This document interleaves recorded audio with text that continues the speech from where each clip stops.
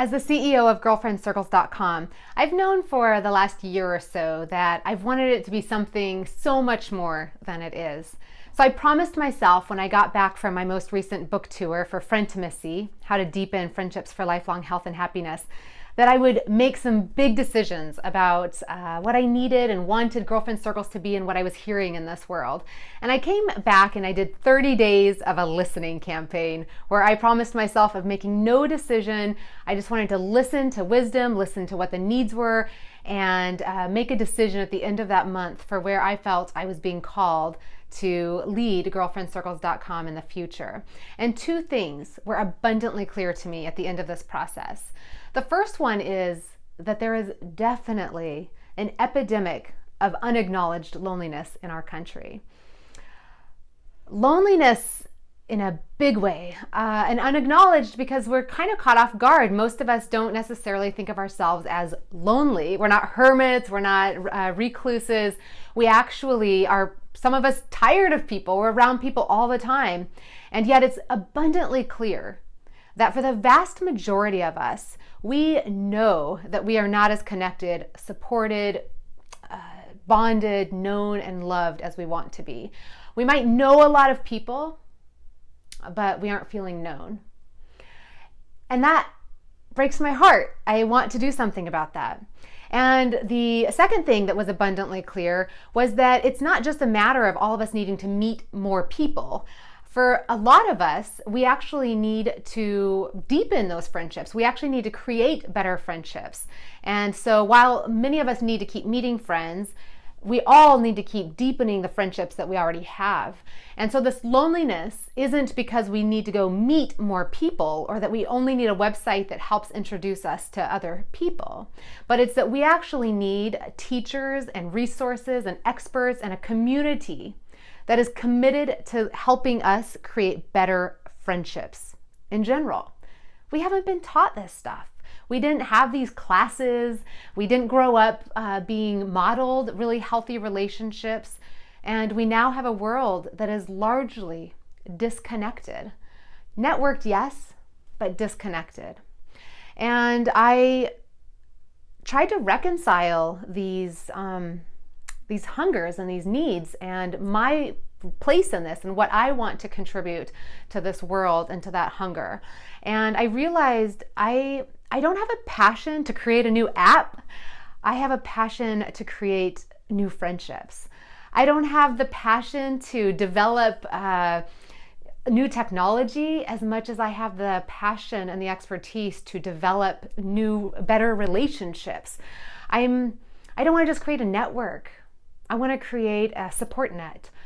And so I really was clear that I want to be a teacher and a friend and somebody who journeys with you, a midwife, an encourager, a cheerleader, in whatever way I can help you. And we needed to bring in a new way of creating this technology to help make that happen.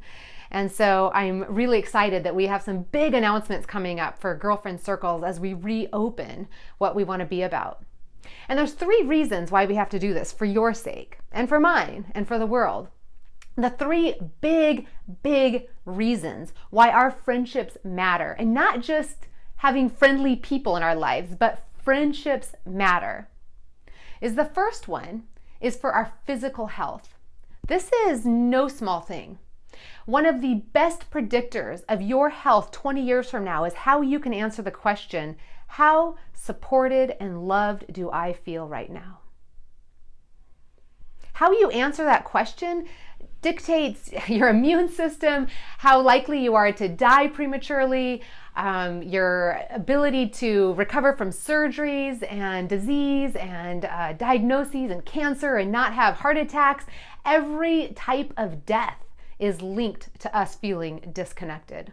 Hugely. We're talking like 3 to 5 times in some studies of us feeling connected, helping protect and buffer our bodies that much more from those diseases and ways of dying. Huge.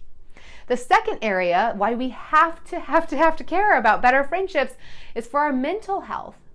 The studies are staggering for how feeling connected not only lowers our stress, but it actually protects and buffers our bodies and our brains from the impact of the stress. So it's not necessarily that having friends lessens the stress we might be triggered in this world, but it actually does lessen how much we absorb the negative impacts of that stress, how much those affect our body, which leads to all these diseases, which leads to our outlook, which leads to our hope. And so for our mental health and for it's connected to brain disease and decay and Alzheimer's, and being able to still have those social connections impacts our ability for brain health in just astronomical ways. In addition to physical health and mental health, and connected, is our emotional health. There are very few things, maybe sleep, that affect us more than our ability to have intimacy and love in our lives in terms of our happiness, in terms of us feeling hopeful, in terms of us feeling known and seen, which makes us feel like our life matters, which makes us feel like that's why we're here, and helps us be able to receive that feeling of being loved, that feeling of saying, I'm enough, I matter, I'm chosen. Oh, I want these things. I want these things for you in a really, really big way.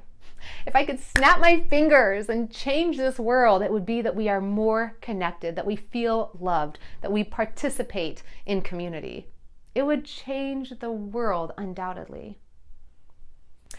For a lot of us, we have a few objections. We certainly want those three things, and yet we kind of have an objection to wanting it just to happen instantly to us, right? We don't want to have to put forth the time, the energy, the nerves, the insecurity, the money it might take to actually develop this community. We might be quick to say, oh yeah, I want that. But we're often just as quick to say, oh, but I don't really want to go out in the evening to get it. I don't want to have to buy a book or pay money for it. I don't want to have to rally up my energy, right? We just kind of hope that we might meet the right person sometime. We have this belief that there's this right friend out there, and if we just meet her, it'll be okay. But that's not how it is. It's not a matter of meeting or finding this person. It's a matter of developing the right relationship with the people that we're meeting. A friend isn't somebody we find, it's something that we foster. And so even when we sit there and say, oh, I just want to have it happen, or I'm just going to wait for it to happen, we know that we have to actually learn about this stuff. We have not been taught this. We have to pay attention to it so that we can see the opportunities. We have to do things differently. We have to practice new social skills.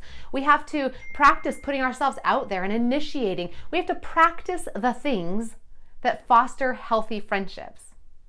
Right? Much like going to the gym, we don't go to the gym and, when we start sweating, just kind of give up and be like, oh, this is bad for us. I'm starting to feel tired. This must not be good. No, on the contrary, when we kind of have that feeling of sweat, we say, oh, wow, something must be working. Right? And we don't just go once and then say, it didn't work. I'm no stronger. I can't run faster. I didn't lose weight.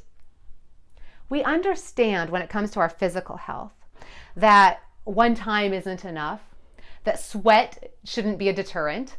And yet when it comes to our emotional health, our relational health, isn't it true how often we will sit there and use those exact reasons as saying, oh, it makes me nervous, I'm sweating, right? Emotional sweat, or I feel insecure, or it's not working, I've tried that before, or I went out and I called her once and she hasn't called back. And so much like the gym, ladies, we can't just give up on this. We can't just shrug our shoulders and just hope it happens. We really have to commit ourselves to this.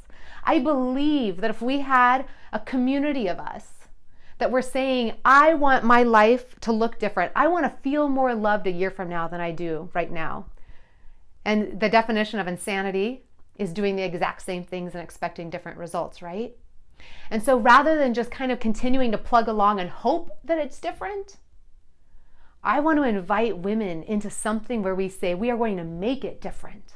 We are going to choose to pay attention to our friendships, to learn the skills, to practice those things, to inspire ourselves, to connect and to take those emotional risks for the sake of relationship. In my next video this week, I want to offer you and tell you what I want to do, what I want to give you, what I want to provide to help make this happen, what I think we can do to change your life, to change your sense of connectedness. And until then, I want you to stop and think for a second and answer as a comment on this. Take the risk of being seen and of engaging with the other women. Of the 3 areas of our lives that are hugely impacted by our sense of connectedness and our relationships, our physical health, our mental health, and our emotional health, which one excites you the most right now? Which one matters the most to you? Which one can you feel? Is it your body that you know is absorbing the effects of that disconnection? You've heard me say it before, but not feeling connected is as harmful on your health as smoking 15 cigarettes, twice as harmful as being obese, and is the equivalent of being a lifelong alcoholic. It's not good on our bodies. Can you feel it? Or the mental health? Do you feel the stress? Are you laying awake at night worrying? Are you looking at things and feeling discouraged? Do you know that your brain is not feeling hopeful and ready and available to you? That stress is weighing you down, that worry, that anxiety is impacting you? Or is it the emotional health, where you long to feel that sense that we feel when we feel supported? You know, when the oxytocin is flowing, that feeling when you get done talking to a good friend and you feel loved and validated and seen, and you feel hopeful and happy and it's going to be okay, and you feel like you're not in it alone. Which one of those 3 excites you the most right now? Which one do you long for that a year from now, 6 months from now, you can look and say, I am making a difference on my relational health and I can see the impact it's having in this area? Can't wait to hear what everyone says, which ones are impacting everybody the most, what we're hoping for, and I look forward to the next video. I have a lot more coming for you. We've got good things in store. Blessings on you.